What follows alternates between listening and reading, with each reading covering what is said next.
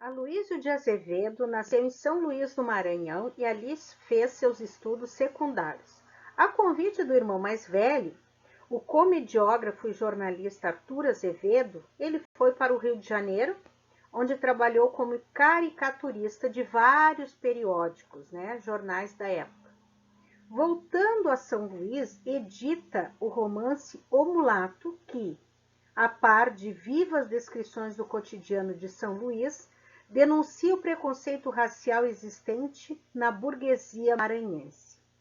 O livro irritou os leitores da província e Aloísio Azevedo tornou ao Rio, onde passou a viver com a publicação de folhetins românticos e alguns relatos naturalistas.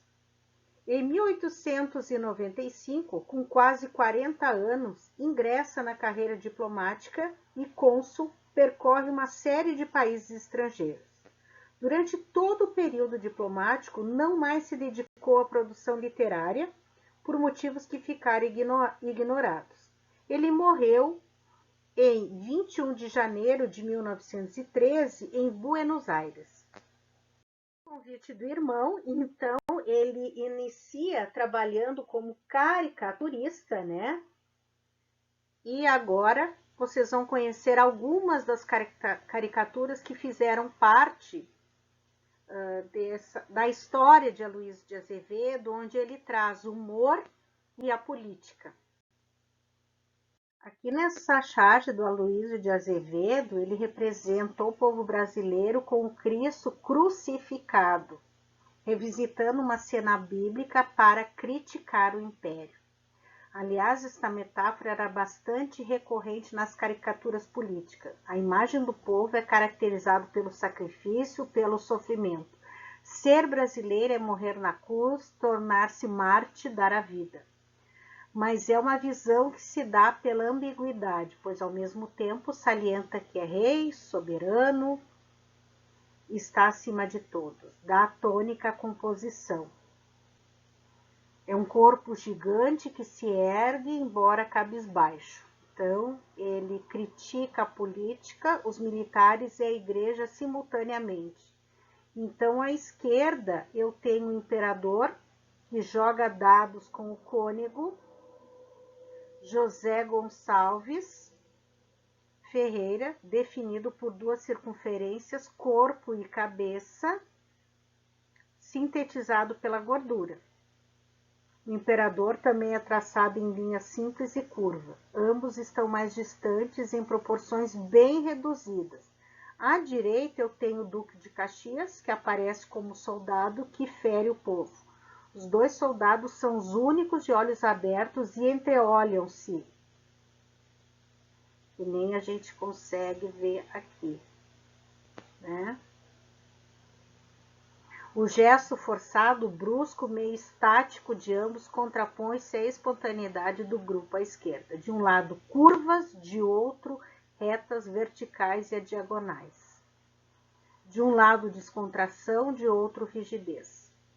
Uma outra forma de interpretar essa charge é que o povo está entre a indiferença, a sorte disputada na displicência do rei e do católico, e o autorismo e o rigor dos militares. O enunciado verbal retorna a ambiguidade, afirmando que quem é rei é o povo, ainda que para ele só reste o fel e a cruz. O povo está muito mais próximo de Deus, sendo mais digno de ocupar o lugar de Cristo do que os padres.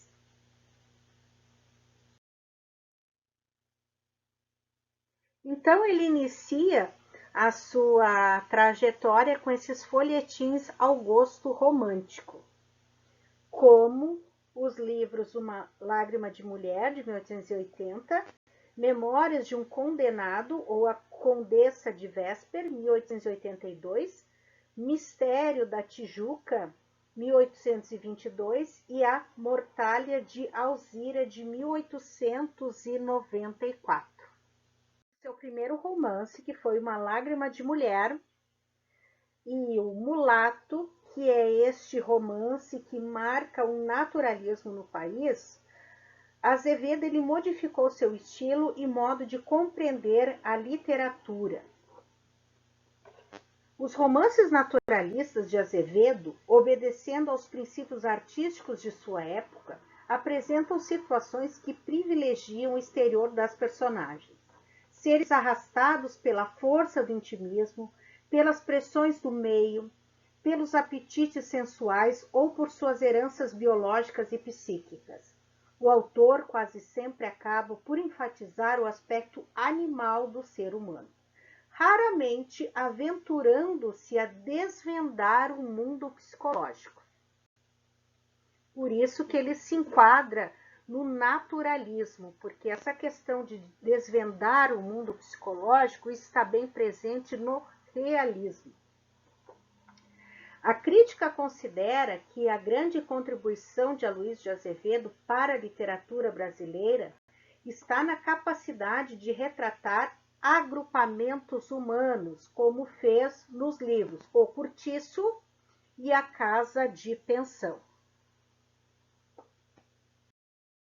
No livro O Mulato, por exemplo, ele ataca o racismo, o reacionarismo clerical e a estreiteza do universo provinciano. A figura do mulato Raimundo, que retorna para São Luís do Maranhão para reaver a fortuna paterna e lá enfrenta um meio hostil e preconceituoso. Era uma novidade na ficção brasileira. Sua paixão correspondida pela prima Ana, moça rica, branca e católica, desencadeia o ódio fatal da mesquinha burguesia maranhense. O assassinato de Raimundo, que fica impune, o esquecimento de Ana, que se casa com um jovem criminoso, a mistificação do sórdido cônego Diogo, se sustentam literalmente, mesmo tendo esse romance passagens lamentavelmente folhetinescas, como quando Raimundo quer saber de suas origens, buscando encontrar a mãe escrava. Em Casa de Pensão, reduzia-se o espaço para as tiradas melodramáticas e sensacionalistas do folhetim, reforçando-se os aspectos histéricos de comportamento, o que também é fragilidade em Aloysio Azevedo. O drama do jovem Amâncio, provinciano e muito rico, que vem estudar no Rio de Janeiro, sendo vítima de uma conspiração do pretenso amigo João Coqueiro, da dona da casa da pensão e da irmã de João Coqueiro, a jovem Amélia, jogada nos braços do interiorano para que ele se apaixonasse e a pedisse em casamento. Esse drama tem momentos de qualidade. O autor se perde, contudo, na análise psicológica, resvalando para o pseudocientificismo naturalista ao explicar os comportamentos como resultantes de heranças sanguíneas e outras tolices.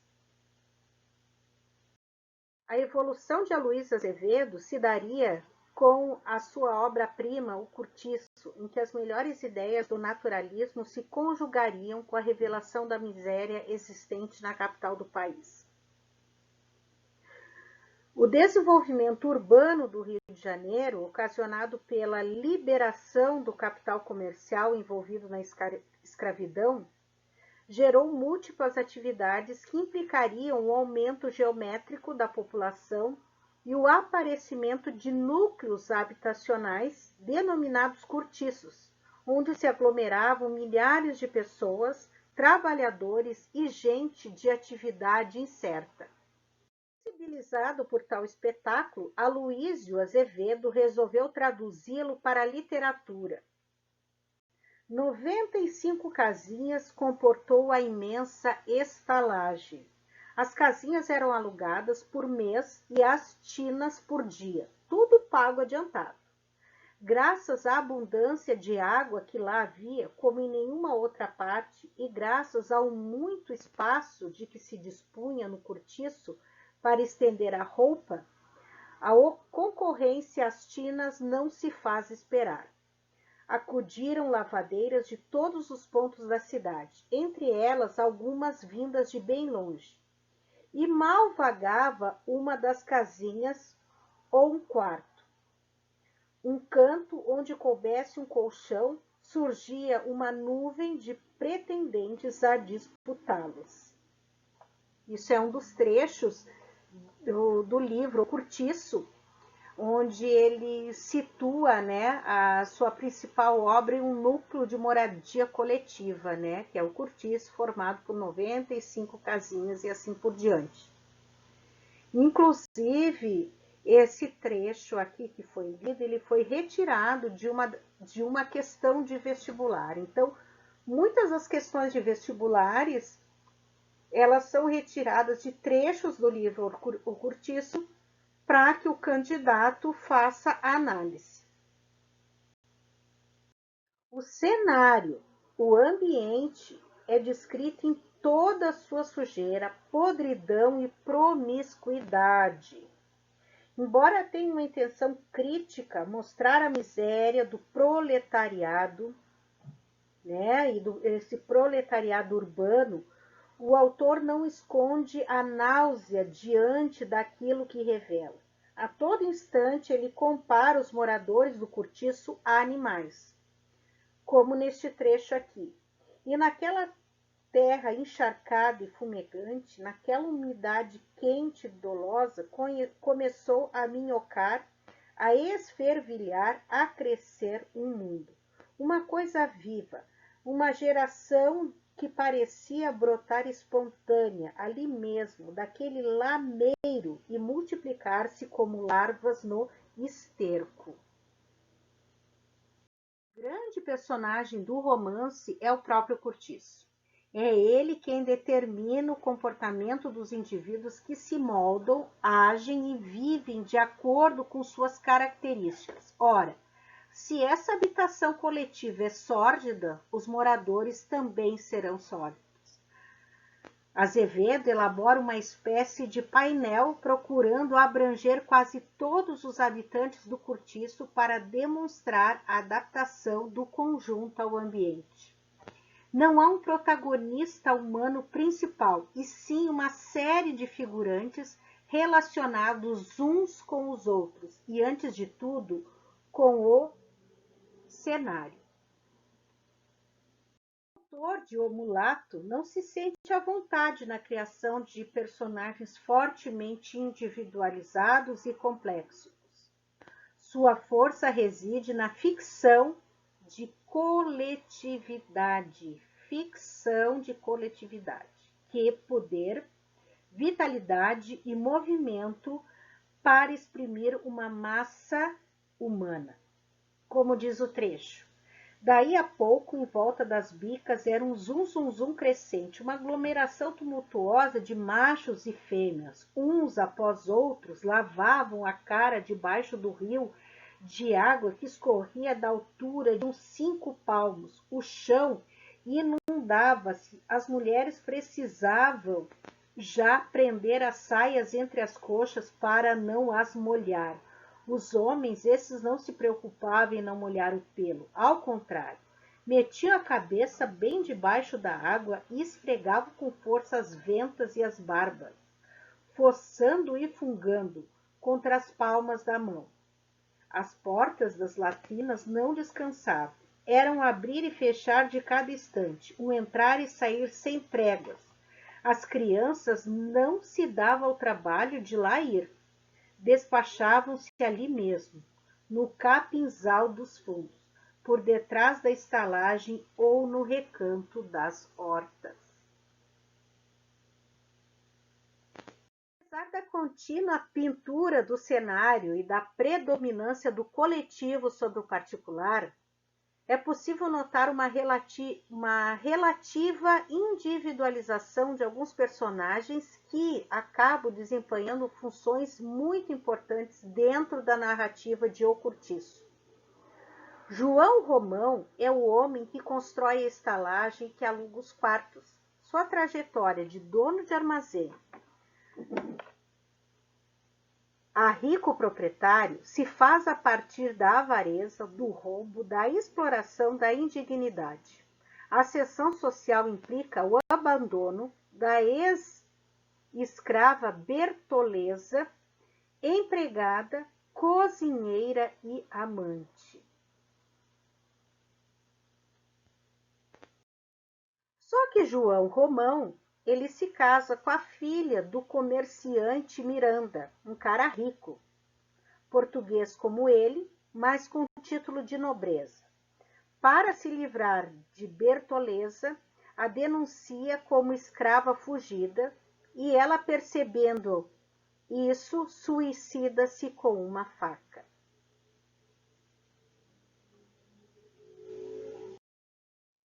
Outro personagem importante é Jerônimo, um português que vem trabalhar no Brasil e se estabelece no cortiço com a esposa. Honesto e diligente, é uma exceção dentro da estalagem. Até conhecer quem? Rita Baiana, mulata sensual que o arrebata a esposa e a integridade, transformando-o num bêbado. Contudo, Rita Baiana é somente um produto do ambiente e, assim, a corrupção de Jerônimo também se torna consequência do meio. Temos outra personagem que é a Pombinha, menina frágil e doentia. Simboliza a pureza inexistente no cortiço. Quando cresce e se torna mulher, perde a virgindade e transforma-se numa prostituta de alta classe. Outra vez, o meio ambiente determinando o comportamento dos indivíduos. Também o determinismo do instinto se presentifica na narrativa. Os moradores do cortiço parecem viver para cumprir sem repressões os instintos fundamentais. São como bichos, fazem sexo, bebem, comem, expelem, numa sequência biológica grosseiramente física, sem qualquer refinamento espiritual. Mesmo no amor corpóreo, o autor não consegue descobrir poesia humana. Tudo é degradação. Encontramos ainda na leitura de O Cortiço outras particularidades naturalistas, como o domínio da descrição sobre a narração, o determinismo da raça. Alguns autores estavam influenciados pela ideologia colonialista que afirmava a superioridade da raça branca, etc. Porém, a leitura termina onde é possível ver que tudo se dilui diante de uma realidade ampla e opressiva. Em nossa memória resta o miserável cortiço, que assim diz: o verdadeiro tipo de estalagem fluminense, a legítima, a legendária, aquela em que há um samba e um rolo por noite, aquela em que se mata um homem sem a polícia descobrir os assassinos, viveiros de larvas sensuais em que irmãos dormem misturados com irmãs na mesma cama, paraíso de vermes, brejo de lodo quente e fumegante, donde brota a vida brutalmente, como de uma podridão. Raul Pompeia, autor de O Ateneu, sua obra principal, é considerado um dos poucos escritores brasileiros, o único de seu tempo, que seguiu alguns dos caminhos abertos pelo realismo psicológico de Machado de Assis. Ele nasceu em Angra dos Reis, no Rio de Janeiro, e suicidou-se no Rio de Janeiro também, na sua terra natal. Seus primeiros estudos realizaram-se num colégio interno que certamente serviu de inspiração para ele escrever o romance O Ateneu. Começou o curso de Direito em São Paulo e terminou em Recife. Formado, voltou ao Rio de Janeiro, onde se dedicou ao magistério e ao jornalismo político, participando da campanha abolicionista e engajando-se na causa republicana. Envolveu-se em muitas situações polêmicas, inclusive um desafio lançado a Bilac para um duelo que não chegou a realizar-se graças à intervenção de amigos comuns. A sua obra importante, né, a única obra importante, que é o Ateneu, sem fugir totalmente aos princípios realistas, naturalistas, o romance apresenta caráter inédito na literatura brasileira até então. Na obra predomina a análise psicológica, algo bem presente no realismo, né? O narrador expressa-se através de recortes de suas lembranças, carregando na apresentação de situações chaves que denunciam as mazelas da sociedade. A técnica narrativa de Raul Pompeia prende-se ao impressionismo. O termo emprestado da pintura designa a técnica pela qual o artista, em vez de registrar a realidade, prefere enfatizar a impressão que esta realidade despertou nele. O Ateneu, chamado pelo autor de Crônica de Saudades, no entanto, ultrapassa essa dimensão autobiográfica por sua qualidade literária. Por que dimensão autobiográfica? Porque o componente memorialístico do livro, ele se deve a um episódio que marcou a vida de Raul Pompeia pelo trauma que lhe causou, pois aos 10 anos ele tornou-se aluno de um famoso internato carioca, o Colégio Abílio, cujo diretor, o Barão de Macaúbas, era conhecido por sua severidade e prepotência. Assim, reconstruir as atrocidades cometidas nos bastidores do grande colégio da época, frequentado pela fina flor da sociedade brasileira, criticar o sistema educativo do colégio com suas punições, seu autoritarismo, o regime da hipocrisia e de espionagem instituído pelo diretor, constitui uma das faces da obra, o Ateneu. Nela, o Barão de Macaúbas transfigura-se literalmente em Aristarco, o diretor do Ateneu. Então, esse livro, ele se classifica como um romance de formação, isto é, um romance que narra a passagem da mente infantil para a adulta e tem como mola propulsora, como fio de meada, a memória de Sérgio, o narrador personagem deste livro. Já adulto, Sérgio relata os episódios emocionalmente mais marcantes, mais traumatizantes ocorridos ao longo dos 2 anos em que foi aluno do Ateneu, tendo por tema central o drama da solidão, o desajuste do indivíduo num ambiente que lhe é hostil. O Ateneu compõe-se de 12 capítulos que se assemelham a uma sucessão de quadros, não subordinados necessariamente entre si.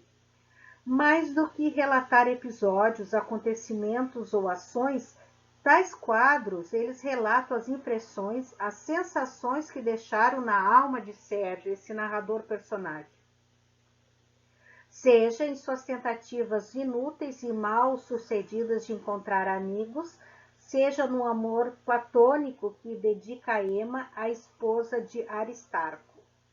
Essas duas faces da obra, de desenvolvimento do interior do narrador personagem e de denúncia de todo um sistema educativo, são exemplos de como reúne tendências literárias opostas, pode-se dizer conflitantes. De um lado, a tendência impressionista, e que podemos acrescentar expressionista, simbolista, na medida em que convive, e de outro, uma tese a ser defendida, bem à moda naturalista, como foi falado na videoaula anterior sobre o naturalismo, né? O chamado de romance de tese. Raul Pompeia, né, um homem profundamente sensível que se suicida com 32 anos, podemos dizer que se transfigurou literalmente neste personagem Sérgio, o adulto que narra em primeira pessoa sua própria história, desvendando as raízes de seu sentimento de solidão, de inadaptação com os seres humanos. Aqui aparece a outra face do romance que predomina a interiorização, a percepção psicológica fina e de caráter impressionista. Ao lado de passagens naturalistas, em que Sérgio faz caricaturas de personagens e de cenas, vendo-os de fora, há outras de fina e sutil penetração psicológica, nas quais predominam as impressões de Sérgio, a invasão de sua subjetividade naquilo que vê por dentro, a partir de si mesmo, e assim deformando o visto vivido. Daí as características impressionistas, expressionistas e também simbolistas dessa obra, rica e múltipla nos recursos estilísticos e também na profundidade existencial do tema que explorou.